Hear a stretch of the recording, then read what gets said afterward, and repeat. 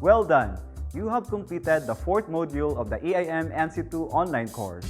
You have acquired the knowledge, skills, and attitudes needed to select and install wiring devices, install lighting fixtures and switches, and notify completion of work of floor and wall-mounted outlets and auxiliary outlets.